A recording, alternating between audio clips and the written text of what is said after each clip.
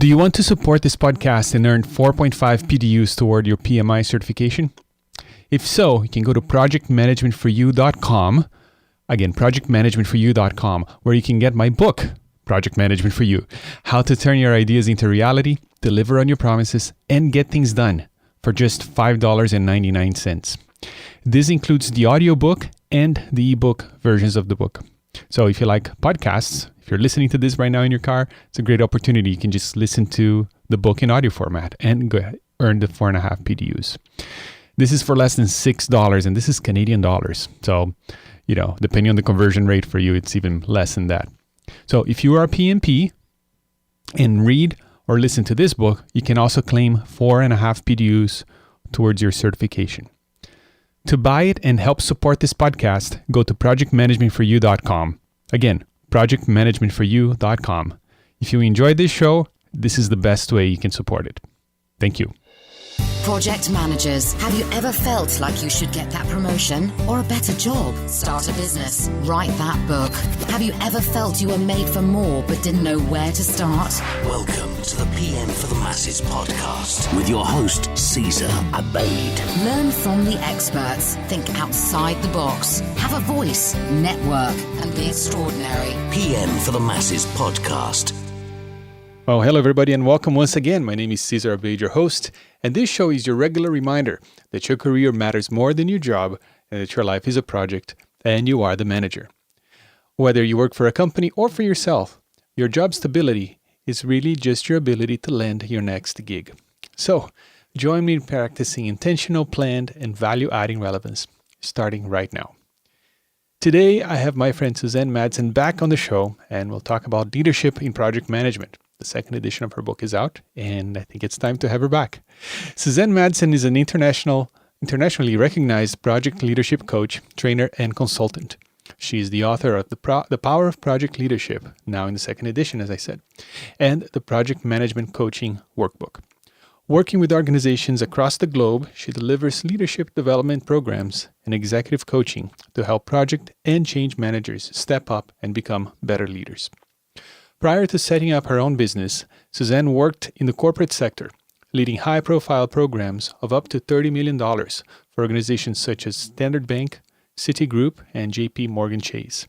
She is a fully qualified corporate and executive coach, an NLP practitioner, DISC accredited, and a regular contributor to the Association for Project Management, APM. And Susanne is on the line with me today from her home in London. Good evening. Good Friday night. Susanne, how are you? I am really well, and it's good to speak to you again. It's been a while. It has been a while. I mean, we have spoken here and there, but I was looking back at my archives, and I think I had you on the show back in 2014, which is, sounds like yesterday, but that's 5 years ago. No, it feels like a long time ago. Have we really not spoken in between? I think we have.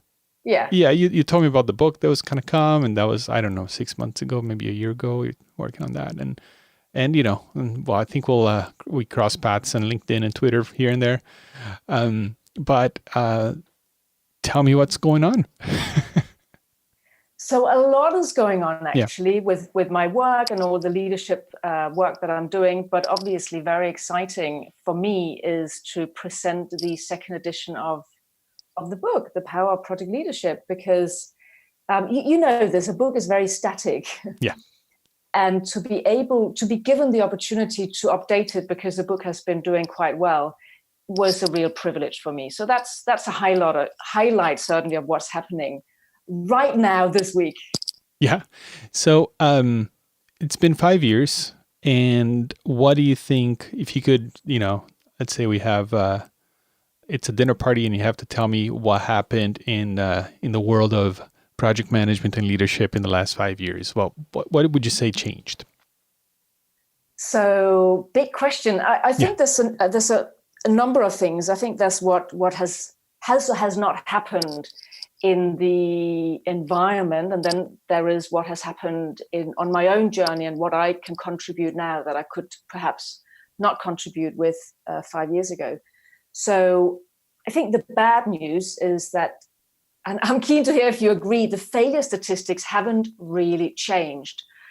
I went through the failure statistics for projects in order to update the book. And yeah, sure, that moved a couple of percent, but it's really still quite depressing. So the PMI is saying that 40% of strategic initiatives fail. 52% of projects are delivered on time. So I guess, 48 are not delivered on time. And 69% meet their goals and business intent. So yeah, that's perhaps a decent number, but it's still a large, almost 30% that do not meet their goals. And from the UK, less than half of government projects had green or an amber green status last year. So I think it points to the fact that we still have a long way to go, unfortunately. So that's the bad news. Yeah, and so I have a couple questions about that, but I want to hear the good news first. Maybe the answers will be there. No, I think the good news is some of the work I've been doing. Not that I'm here to save the world or anything, but I think the other thing that's been going on, and I'm not judging whether it's good or bad, is just what is happening in the world. Because when I wrote the first book 5 years ago, it was really there was a lot of books about project management and not very much about project leadership. And the whole premise for project leadership is that the world is changing. We can no longer rely on the tools and techniques and our old management techniques to lead projects. And that is a development that we are seeing more and more and more. So we have growing complexity. Now we talk about VUCA. Everything is a VUCA world. So we have everything is more competitive, more fast-moving. Technological change is happening faster and faster. We have more stakeholders in our projects. We have globally connected teams. We have teams where team members want to work on projects that have more meaning. They want to contribute to something that is purposeful. So all of this put together for me means that there is an even bigger case for leadership than before, because we can no longer rely on one person's knowledge, because the knowledge is already outdated. We need more than ever before to empower the teams. And that's the whole reason why I think we need to shift more and more away from project management to project leadership. And in the UK, certainly, the APM, Association for Project Management, are talking much more about leadership, and the PMI is also talking more about leadership. So I think it's beginning to resonate within our industry. Yeah, I have to say, I do feel the same way. I work with a lot of younger folks and who have joined the marketplace in the workplace market in the last, 5 years to 10 years. And I do sense that there is this desire to work on projects that are meaningful, right? In fact, people are looking for jobs, and and they'll look at companies that align with their worldview, for example. And along with that, there is I think this has always been around, but maybe how can I say this? When the topics surrounding project management, usually people look at that as like, constraints, and we need to do things by the book, and we need to do things the way that they've always been done. So I think that there's an opportunity for leadership, like you said, to come and make sense of the best practices that we have for project management, and translate that to the new generation that is looking for meaning, and and all the VUCA that's going around this. And so I think I agree with you. I think leadership is more than ever is really on demand. Yeah, and it's interesting you mentioned the younger generations, because you can say a lot about millennials. They move around much more, but the search for meaning, I am hoping that it will mean that we are forced to see managers improve their leadership styles and actually engage teams much more than they have in the past. Yeah, and one thing, and this is something that I used to be on the same bandwagon of, talking about millennials in a negative way, but I work with a lot of them, and they're great. And I think it is a matter of creating an environment for your projects and for your organization that is meaningful. And once you have that and people buy into it, then there's efficiency, there's delivery, and there's things move forward. Mm-hmm. There's certainly a lot of energy there. Yeah. Right. So, okay. So in why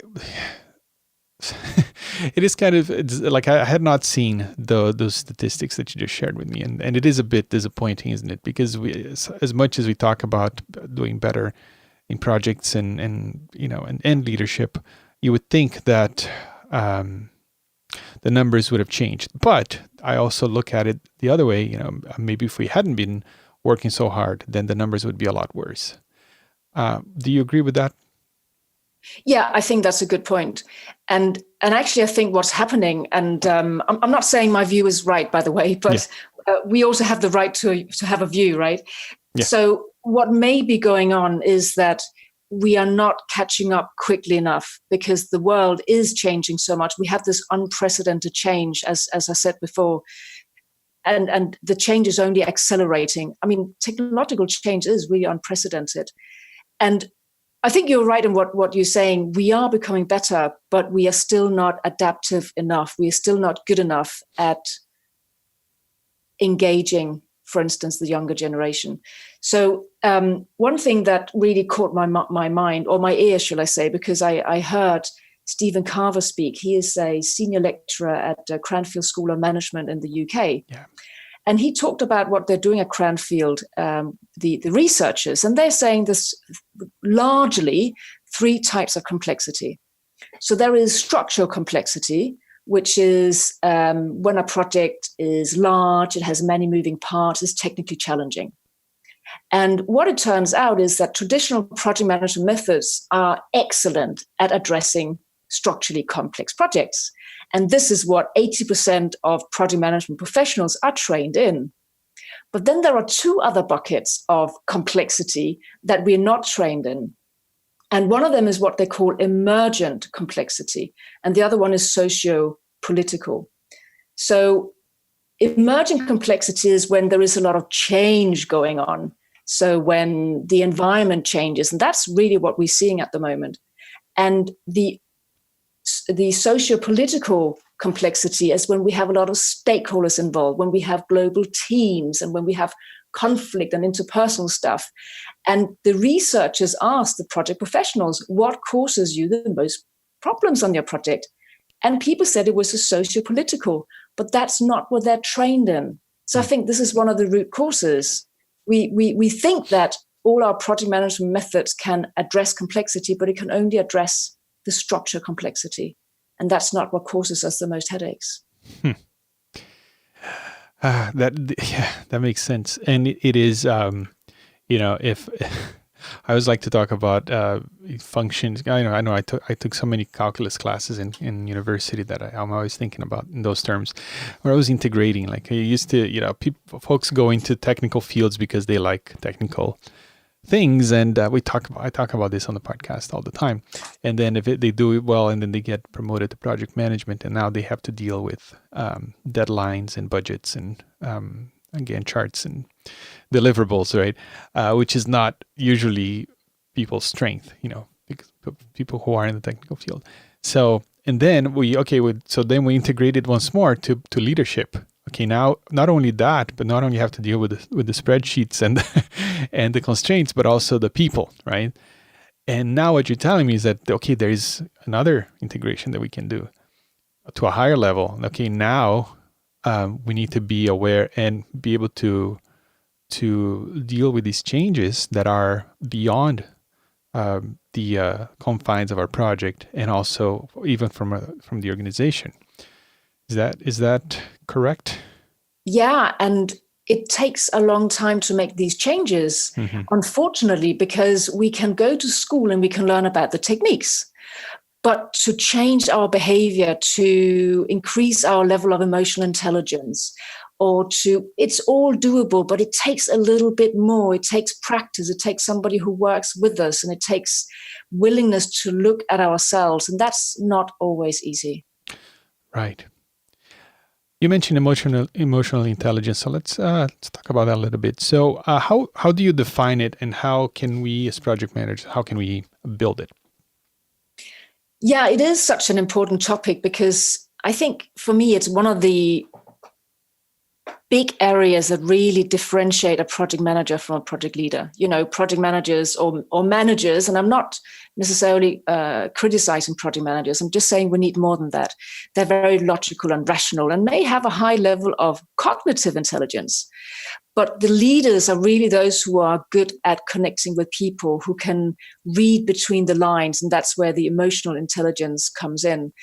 What most people understand by emotional intelligence is our ability to empathize, to understand what's going on for somebody else, whether that somebody else is a team member or a stakeholder. We are able to understand or try to feel what they're feeling. We can't truly feel what somebody else is feeling, but we can begin to inquire, ask questions.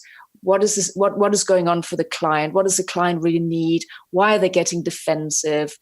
What about the team member? So that's really a big part of emotional intelligence. And we can develop that through being curious, asking questions, slowing down, listening to a response without having a pre-cut answer that we want to deliver. It's about engaging with people, taking one-on-one time to actually have conversations without an agenda, perhaps. So that's one side of emotional intelligence, which is really required for building relationships. And I'll pause and hear your comments, but there is another side that we also need to talk about, but I'll just pause here for a moment. Okay. Yeah. No, I'm a big proponent of that. Especially spending time one-on-one, because my position is that you need to care for the people you work with on a personal level, right? And the only way, I mean, you can make yourself care, but that's fake. I think the only way you can get to that point that you actually care for them is actually by spending time with them, just like any friendship. I'm not saying you need to be friends with your coworkers, but you spend time with them. That's how you develop. And so I'm a big proponent of doing one-on-ones with team members on either a weekly or bi-weekly basis, even if they're not direct reports, because, they might be working on a project and you're in a leadership role and, you're going to have to work with this person and they're going to have to work with you. So I think it's important to take some time, take an hour every couple of weeks and, hey, how are you doing? What's top of mind for you? What did you learn? What are your goals for the next couple of weeks until we talk again? Things like that. So if you're listening right now and you're not doing that yet, I really recommend it. But go on, Susanne. What would you like to add to that? So first of all, I really like what you said about even people who don't report to you, because that's where many project managers fall down. Mm-hmm. And that's exactly the difference that makes a difference, because as project managers, we often don't have that authority. So people who take the time to connect with team members who do not report to them, yes, that's what it's all about. Yeah, and just a little note, it takes zero authority to send somebody a note, an email or a text and say, hey, do you want to chat next week, and set up a time, it could be a horizontal relationship between you and another project manager from another project, or between you and somebody above you, or, it doesn't take any authority to do that. It's just being human. Yeah. Yeah. So that's a really good point. Mm-hmm. And I think hopefully many people can relate to it. They may not be doing it, but they can relate to it. Now, the other side of emotional intelligence is more inward focused. So what we just talked about before was our ability to be aware of others and manage relationships with others. But then we have the other side, which is my own self-awareness and my ability to manage my own emotions and be in difficult emotions. So what this looks like is, let's say people go, well, I'm self-aware. I know myself. I live with myself every day. But are we really that self-aware? Are we aware of our own avoidance behavior, for instance? So what I mean is, we may be in a meeting and we may become defensive because we feel that we're being criticized, or we may not go into a certain debate, certain conversation because we feel that there is some potential conflict coming up, or whatever it is. We may not be that aware. And so we are acting or reacting in a way that is determined by some fears we have. And that's what I would call an impulsive reaction. So it's perhaps our natural response. You feel threatened by somebody, so you just react to them. You just say something, or you walk out, or whatever people do. And this is such a big part of emotional intelligence. And I would encourage the listener to think of perhaps a role model they have in leadership. I would be very surprised if that role model would lose it in the office and just say, you, whatever bad words, they would slam the door and walk out, because that's not what we associate with a great leader. Normally we associate that with people who can control their emotions. Now, it doesn't mean suppress emotions. It means that there can be difficult situations for all of us that we don't enjoy, but leaders can stay in it, they can be in it, and they consciously choose their response and instead of just having knee-jerk reactions. So that's the other big piece of it. Yeah, and that one, just being completely transparent here, that's something that I struggle a little bit in talking to folks about, because I tend to be very, I think I lost my temper once in my life. I was on the phone on the line with the cable company. This is a few years ago, and I just lost my mind.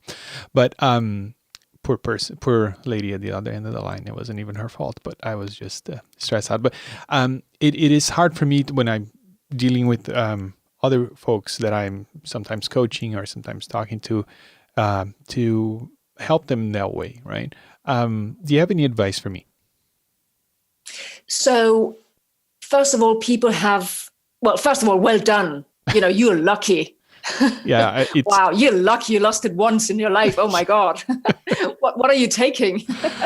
I know. It was, that time it really pushed my buttons. But I don't know. It's just, anyway, it's not about me. But I think your question is, how can we help others to overcome this? Yeah. So first of all, people have to be willing to work with it. And it begins with self-awareness. We've got to look at ourselves. We've got to ask for feedback and acknowledge that feedback. What's really interesting, I run this leadership program. We've been running it now for over 2 years. So we've seen about exactly eight cohorts go through so far. Mm-hmm. And we start each leadership course with people doing a 360. Mm-hmm. So they ask for feedback. And you get a variety of responses, some positive and some suggestions for improvements. And often I speak to everybody before they start, and they go, yeah, these comments I don't agree with. Like I don't agree that I'm a bad listener, or I don't agree that I lose my whatever it is, I don't agree. We have about, I would say, 10, 15, 20% maybe of participants. They don't agree with the comments. But at the end of the leadership journey, we see them 3 times, so 9 days in total. They go, oh yeah, by the way, I see now that they were right. Because we work with actors to look at behaviors, to change behaviors, so they get to interact with an actor to have challenging conversations that normally trigger them on a project. So the first step that we have to take with people, I believe, is to help them look at themselves in the mirror and mirror back somehow the behaviors that we are observing. Because if they don't think they have a problem, they're not going to be able to resolve it. And once they have more self-awareness, because we all have blind spots, so it's about reducing the blind spots. One of the only ways is through feedback. Once they've got that knowledge, it's really about working with a buddy, a coach, or a mentor, which is where we come in. And then in the moment when they get triggered by something, when they lose it, the only thing they can do is to stop. They need something to remind them to stop, to breathe, and to count to 10. Because what happens in the brain is, if you see a lion, you're just going to run. You don't even think about it. It's your instinctual reaction is you're just going to run. So when somebody sits in a meeting and they see red, right, they just lose it. They're not even thinking. They are just reacting because something has triggered in them, like a fear response. And that's why it's so difficult for us to change, because we react quicker than we can think. So the only way, we must slow down, just stop, do nothing. And it's difficult. It's not easy. Mm-hmm. Okay, that's good advice. I'm gonna breathe, breathe. And if people sit in front of their computer, get up and walk, because changing our physiology helps to change our psychology. Oh, I see. Mind follows body. Mm-hmm. That's how. Yeah. Cool. Okay, that's very helpful. Thank you. And the other way around too. The other way around. Yeah, it's like a circle. Sometimes it's easier to make your body act in a certain way first, right? And breathe, and then the mind follows. Sometimes it's the other way around. Like your heart's racing, and just calm your mind, and that follows. And what the scientists say is that if you get triggered, it will last. That response in the body will last for 90 seconds. So we get triggered by something, all the hormones start going, and we are in anger, whatever we are in effect, for 90 seconds. If we continue to be angry, which we may well do for more than 90 seconds, is because we choose to replay it in our minds. Oh, I can't believe this happened. We kind of re-trigger it ourselves. So that's something else to keep in mind. Cool. When we were talking by email ahead of this call, you mentioned psychological safety.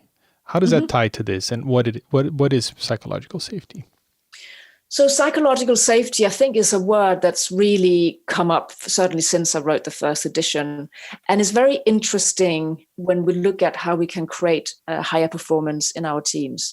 So Google did a lot of research in high-performing teams, because they have a lot of teams. And they looked at all their teams to figure out how come some teams are higher performing. They looked at whether it was salary related, whether it was related to people being friends outside work, or all kinds of parameters, and they couldn't find any correlation. None whatsoever. But what they did find was that they could observe a high-performing team, because they interacted differently. In a high-performing team, everybody interacted roughly equally with each other. So people spoke in roughly the same amounts. People had conversations that were energetic, facing each other. And then they thought, okay, if a high-performing team is where every team member speaks roughly in equal amounts, how do we get there? What creates that? And they found that it is this word called psychological safety. It means that each team member feels safe enough to contribute with their concerns, their ideas, whatever is on their mind, without fear of being alienated or dismissed or criticized, or whatever it is we do. In subtle ways, we can tell people that we don't appreciate their contributions, and then people are not going to contribute anymore. So that's the short answer to what psychological safety means. I'm curious what your own reaction is. Yeah. So if I can understand correctly, it's like an environment in which people feel like they can speak or they can contribute. Yeah, and where they are truly valued. And whether yeah, no, that resonates. Yeah, I work in a company that is distributed, right? So I'm never, not never, but very rarely in a room with coworkers. It's always through Zoom or Slack or text-based communication, and that is something I'm always, maybe because it's the nature of our situation, and I'm always trying to see, in my team, for example, if everybody has been talking. Luckily I can search, because most of our communication is text-based. Everything that is said and done is searchable. So I can look back at this team member and see how much have they talked in the last week, and what was the content, and usually you can pick up on trends and the vibe, right, of what's happening there, even if they haven't shared with you if there's something wrong. But I'm a firm proponent of having a touch, right, of the folks you work with, especially if you're working on a project together and trying to accomplish a goal together. And I think when you do reach out to people and to ask how they're doing and ask their opinion about this and that, I think the first obvious positive result is that you get their opinion, and that's helpful. In the context of work, but also they feel valued, right? Hey, here's the manager who wants to know my opinion. So, is that kind of along the lines of psychological safety? Yes, and there is another angle here, which is you asking them actively, because some people need to be asked. Some people, the more introverted ones, typically, they're not just going to blurb out. And when you have a distributed environment, I believe it's even more challenging than everybody sitting together. Some people need to be encouraged more. What are you thinking about this idea? What would you do differently, etc., etc.? Because if we're not able to get those contributions from that people, from that team member, their concerns, their ideas, it means that they're not fully contributing, and per definition, then the team cannot be high performing because there is some potential that's not being accessed. And the other thing is, how do we then create such an environment? And what you're doing there, reaching out, actively asking, that's definitely one of the ways. And another way is for the project manager or the team leader to be able to say and signal to people, I have actually made mistakes, and it's okay for you to make mistakes too, because then it creates more safety in terms of people are less worried about being perfect or their ideas being perfect, or what I mean. If the manager and leader can make mistakes, then it's okay for me to come up with a wacky idea as well. Right. Yeah, I agree. It's and if you work long enough with people, they'll see you make a mistake, and then how you deal with that. Can you laugh at yourself? Can you bring it up? Can you use that as an example moving forward of a lesson learned, right? In other words, when you talk about lessons learned, is it always about what other people did, or can you bring into that exercise a moment of failure of your own, right? Yes.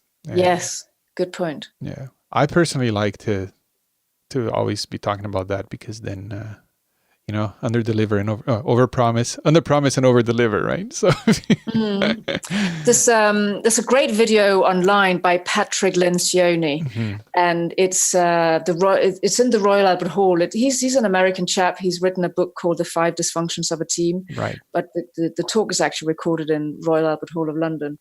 And it's great. He talks about vulnerability-based trust and how leaders can actually begin to get the psychological safety by showing their own vulnerability. Okay. I always recommend people listen to it. I'm going to add a link to that, Pat Lencioni. I'm very familiar with him, but I don't think I've seen that. Yeah, and he's a great he's a great talker. The one I'm talking about is about 40 minutes long. It's very funny as well. So it's a good one. Cool. Yeah, he wrote, I think I have a couple of books of his. I haven't read them in a couple of years, but he's a prolific writer. I'm only familiar with that one book, actually. Yeah, no, he's got, that I've read, I think 2, but there's, I was at a friend's house the other day and he had like 4 books by him. So there's a lot of content. Great. Cool. This is really, really helpful. And so your book, let's talk about your book for a second. The things that we touched on here today, are they included in your book, or do you have more resources there? How does that relate to this? Yeah, so what I did was, apart from updating the failure statistics, which haven't changed that much, I added 20% new content, because in the last 5 years, I've been working with developing leaders especially through some of these very big leadership programs. And we go into depth with a lot of behaviors. So all of that stuff that I've included is what I did not use 5 years ago. So there's more about emotional intelligence. There is more about psychological safety, what we just talked about. There is more about high-performing teams. There's more about different leadership styles. The coaching style I go into in more depth with. And then there are some new techniques I've included as well, which helps people to be truly collaborative, like the way we kick off projects, the way we define the team, set ground rules in the team, talk about norms and common and behaviors. And there's more about collaborative planning, because I run a lot of training and I train very senior project managers, but they think they plan collaboratively, but they don't. What they do is they ask for input into their plans and they consult people, but it is not collaborative. So there's some of the changes I've included. I've also included a model about how to really make sure that we don't stay at a surface level in our conversations, whether it be with stakeholders or with team members, that we are able to talk also about behaviors and feelings. So I would say the book has gone deeper. Yeah, it's gone deeper. Okay. It's a darker color too. It's black now. Ooh, yeah. Very good. Okay. So I will have links to your book on Amazon and also your website on the show notes for today's episode, which people can find at pmforthemasses.com/121 for episode 121. Susanne, if people want to learn more about you and what you do, where should they go? I have a website which is simply my name, SusanneMadsen.com. That is SusanneMadsen.com or .co.uk, the same thing. And I actually do regularly, I upload videos onto YouTube as well. So there's a YouTube channel. I have free resources on my website. I have a ton of information. Some of my talks have been recorded as well. Okay. So the best place is my website. Okay. And there are links. Is there a link to the YouTube channel there? Yeah. Okay. Yes. I'll also add a link to the show notes, so people can find it that way as well. Susanne, that's great. I haven't read the second edition. I read the first edition. I'm looking at it right now. It's on my bookshelf. But I will read the second edition, and I'm looking forward to it. And if you're listening right now and you read it and you have a comment, just come to pmforthemasses.com/121 and drop a note there in the comment section. And I will be happy to respond to you and also flag it for Susanne. Maybe she can come and share some of the wisdom there too. Susanne, thank you so much, and I hope you have a great weekend there in London. Thank you, and it was great talking to you again after so long. I know. Let's not wait so long until next time. Yes, agreed. Okay, bye. Thank you for listening to the PM for the Masses podcast. Tune in next week for more great ideas on how to manage your projects better and truly stand out in your industry. pmforthemasses.com